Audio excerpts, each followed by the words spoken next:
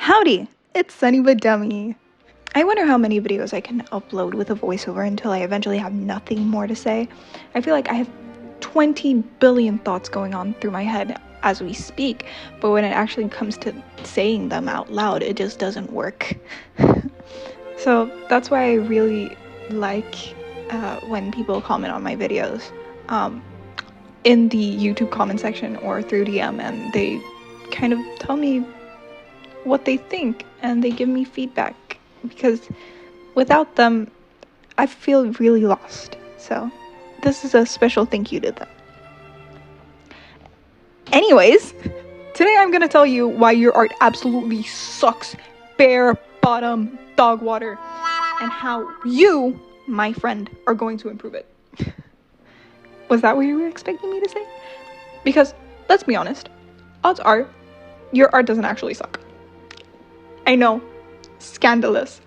The issue is that you haven't found a style that you actually like yourself drawing in. AKA, you haven't found your style. You don't have the actual look and feel in your drawings that you want because you can't emulate it. So what I'm saying is that you are just not able to execute the look and feel that you want because there's a gap between your technical abilities, meaning the art skills that you currently have, and the things that you envision yourself drawing. So what ends up happening is you end up wanting to draw something like this, very cool, very good, very nice, and then you draw it and it ends up looking like this. Now, well, this isn't necessarily bad, it's just not what you imagined it would look like, and that's why you end up feeling so sad, heartbroken, dejected, miserable. It's all because of the gap, and that's why I'm going to tell you what I do to make that gap much smaller, maybe, possibly, or at least what I do to make myself feel better. The first thing you're going to want to do is to look up artists that you enjoy. So they don't necessarily have to be within the same art style that you want to draw.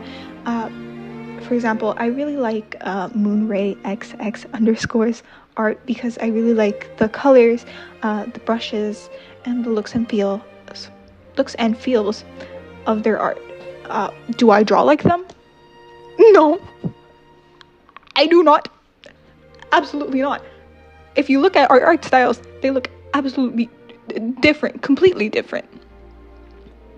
Does that mean that I can't look at their art and want to emulate it in some way? No. I really like the brushes they've been using for, I don't know how long they've been drawing, but they've been drawing for quite a while. And I really like that. So what I started doing is I started using more textured paintbrushes instead of just using flat colors. And that makes me like my art way more now than I used to do before. So what you're going to want to do is find artists anywhere. Twitter, Instagram, TikTok, YouTube. You're going to want to find them. You're going to want to look at their art and analyze it. What is it that you actually like about their art? Is it the way that they do poses? Is it the way that they compose their art? So the overall feel of the work. Is it the colors? Is it the shading? What is it that makes you actually like this piece? And you're gonna want to start writing it down. For example, there's this other artist on Instagram called I'm gonna butcher this username real hard. sjkfsknfsfjkn.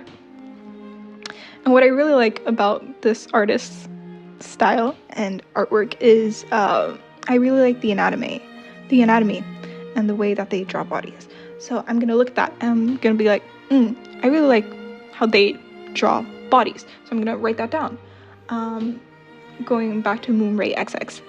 I really like the way that they use their brushes. It's really textured. I like their colors.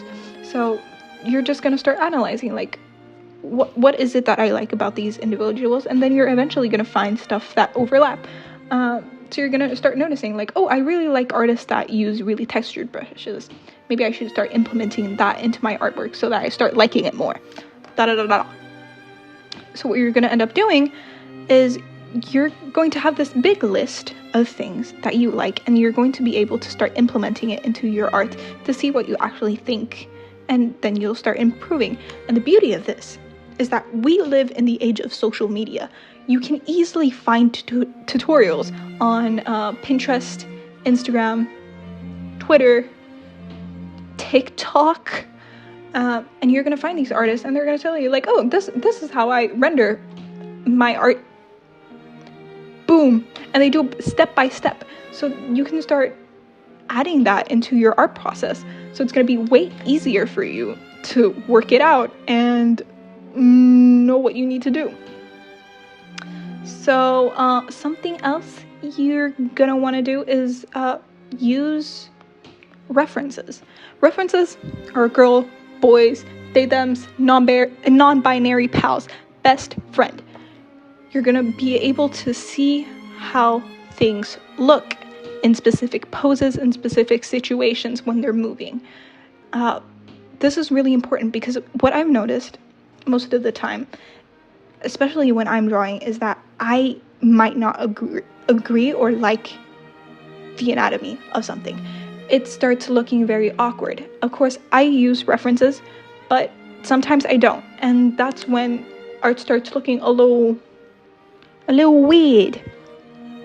And it's because the anatomy is off. An eye is a little too big. A hand is unproportionate to the body. I mean, like, a hand is the size of the mouth. That's not really possible within this situation. So what's really important is finding really good references. You can find this on Twitter, Pinterest. I mainly find mine on Pinterest and Instagram. But there are really good references out there, especially if you look at statues, like really famous statues, like, I don't know, the David. You can find it in multiple angles, and you're going to be able to see like a whole 360 of that statue, and you're going to be able to get the right angle that you want, basically.